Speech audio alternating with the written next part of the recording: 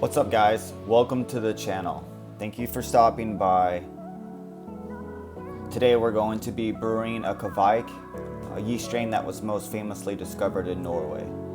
Today's version is of Austrian descent though. I just wanted to give you guys an honest depiction of a brew day here at the Lee house from start to finish.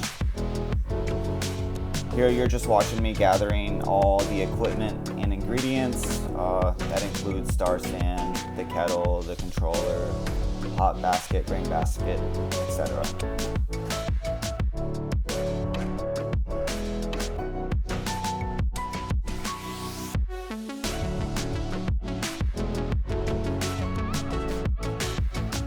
That's the installation provided by Clawhammer's Supply. I think they call it their formal wear, which is pretty funny.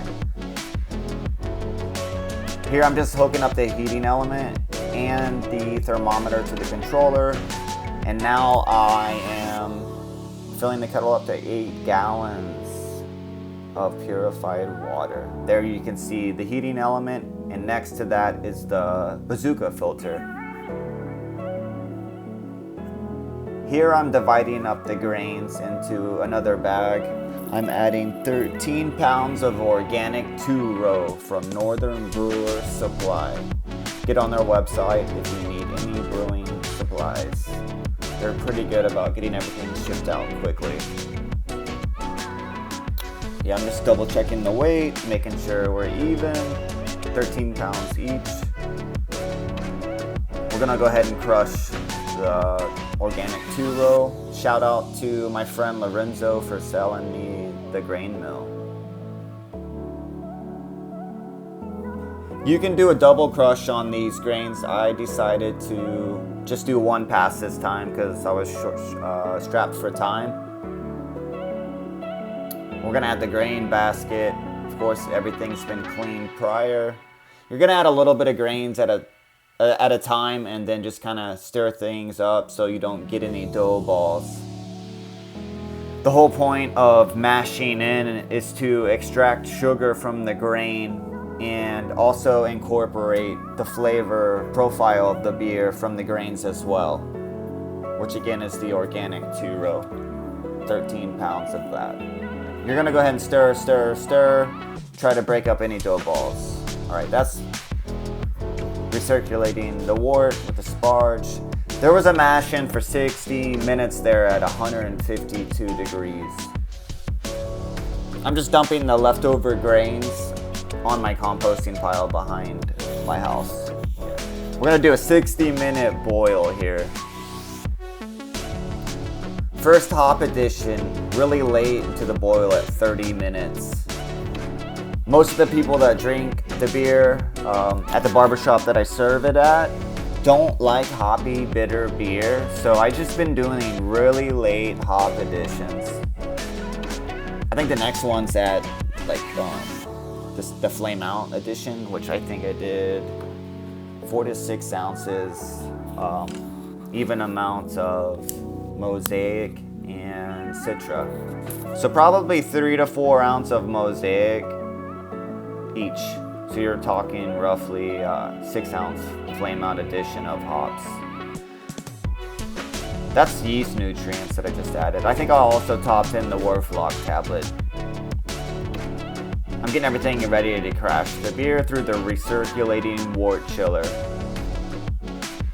I'm gonna slow it down to real time here in a few seconds so you guys can see how I burnt my hand.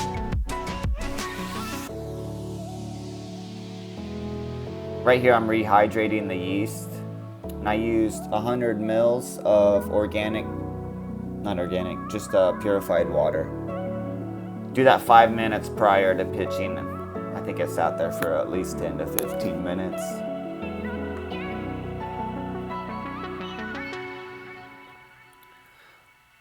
There you go. Just shot hot wort all over the house. The hose is at least 212 degrees. And I'm trying not to freak out. Shut the pump off. Boom. Grab the hot radiator wort chiller thing. Burn. Alright, back up to the time lapse. I'm gonna crash the beer to roughly 86 degrees, and then I can transfer it to the fermentation bucket, where it will sit for roughly 2 weeks. The KVEIK strain of yeast actually is a really fast fermenting product, but depending upon my schedule is when I usually will enter the next phase of the brew.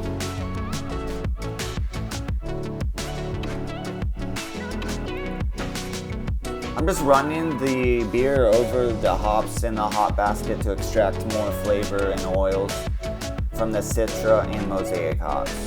Just grabbed my original gravity reading. It's 1.05. And you do want to kind of grab that reading once the beer is cooled.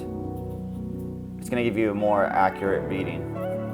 Transferring to the keg and aerating at the same time.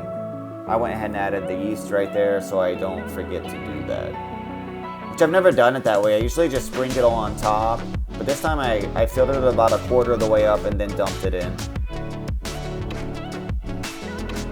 Yep, close the bucket, put on the airlock, transfer to the fermentation chamber.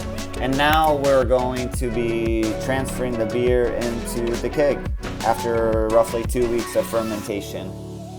This is a chance when you finally get to see and smell your beer for the first time.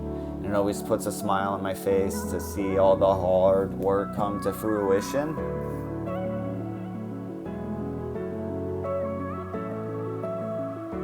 We just grabbed the final gravity reading, 1.01, which brings our KVEIK to 5.25% alcohol by volume. Just grabbing a taste here and there from my beautiful wife. Shout out to Rebecca for always helping me during brew day behind the scenes. You guys don't always get to see that. You can see the star sand coming out of the keg, and I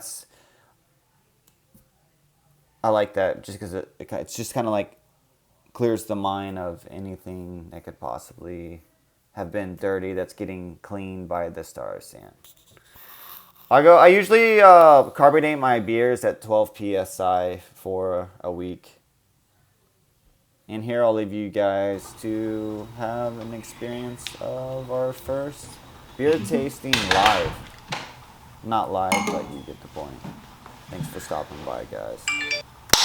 What's up, guys? If you've made it this far into the video, please like and subscribe and share with your friends. And today I'm going to talk to you about the KVEIK that we brewed.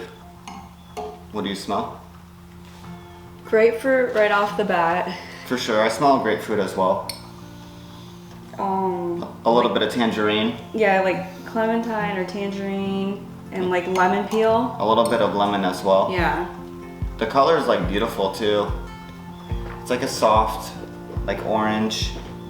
The clientele that I serve my beer to, they don't like hoppy, bitter beer, so I've been doing like really late hop additions.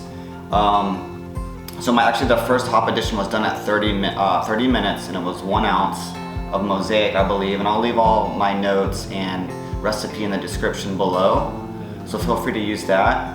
This is a perfect Florida beer. Yeah. So all year round for Florida, but summer beer for, For most. For most, yeah. And I think most people would enjoy this because it's not bitter. It's floral from the hops. And it's got a lot of like tropical citrusy notes, and it's super easy to drink. It's crushable. It's 5.25%, and I really like this beer. This is the third time I've made it. Is this the Berserker? This is the Berserker KVEIK. Okay, yeah. And people really like it. I love it. This one's even better than the last time. I don't know why. It's just, I don't know. I taste grapefruit. That's even what I smell. But then it finishes it doesn't finish grapefruity, it finishes more, it's more full body to the orange to me, and then it's like almost got that hint of finish of the lemon, but forward on the tongue, I get the grapefruit, I guess. You're probably right on that. No, I just like it. It's easy to drink, you can crush it, and it's too easy to drink. And I'm allergic. Yeah, she'll be turning and I will red here in a crush it. I really like it. I think it's a beautiful beer, and I think that if you get a chance to I love swing this in color. to Shipwreck Gandy, you can have a pint of it as well for free, always on the house at Shipwreck Gandy. Stop by and taste our beer there. Cheers. Cheers.